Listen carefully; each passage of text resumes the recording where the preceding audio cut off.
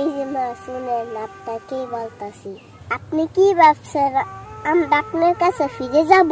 না, কখনোই না। আপনি যদি আমাদের ছাড়া থাকতে পারেন, আপনাকে ছাড়া আমরা থাকতে পারবো না? পারবো, অবশ্যই পারবো। মা, আপনাকে অনেক ভালো মনে করেছিলাম। আপনার ভিত্তি এত ছলনা আগে জানা ছিল না। আপনি আমার ভালো বাবার বিরুদ্ধে মিথ্যা অপবাদ দিয়ে চলে গেছেন।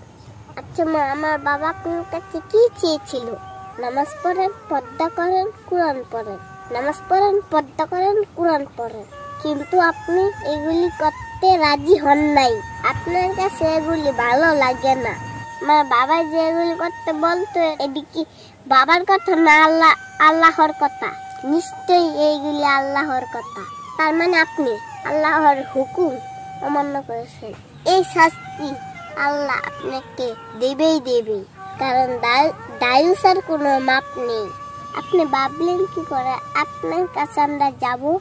আপনাকে আমরা পর্দায় রাখতে চেয়েছিলাম, কিন্তু আপনি এখন হাজার লোকের মাঝখানে গার্মেন্টসে কাজ করে। আপনার ইজ্জত বলতে কিছুই নেই। আমার বাবা আপনার ইজ্জত ধরে রাখার চেষ্টা করেছিল, কিন্তু আমাদের তো জানাই ছিল না আপনার ইজ্জত বলতে কিছুই নেই। যদি ইজ্জত থাকতো আপনি স্বামীর ঘর করতেন। আর হ্যাঁ, আর একটা কথা, আমার বাবার ঘর থেকে বের হয়েছেন আর এই চৌকাতে পাও দিবেন না। তাহলে আপনি কোন চৌকাতে গিয়ে উঠেছেন? গার্মেন্টসের চৌকাতে।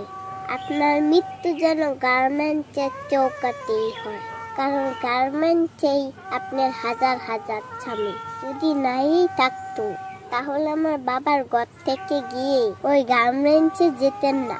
আর হ্যাঁ, আরেকটা কথা, আপনার পীর বাবাকে গিয়ে বলেন, পীর বাবা আমাকে আরো একটা তাবিজ দেন, আমি আমার বাচ্চাদের যেন ভুলে থাকতে পারি, যেরকম আমার স্বামীকে আমি ভুলে আছি। আপনি তো আমার পীর বাবা, আপনি তো আমার জীবন মরণ, কারণ আপনার কাছে তো আমি আমার এই দেহ বিলিয়ে দিয়েছি। আপনি তো তাবিজ দিয়ে আমার স্বামীর হাত থেকে রক্ষা করছেন। এখন আমি আমার বাচ্চাদের ভুলে থাকতে চাই।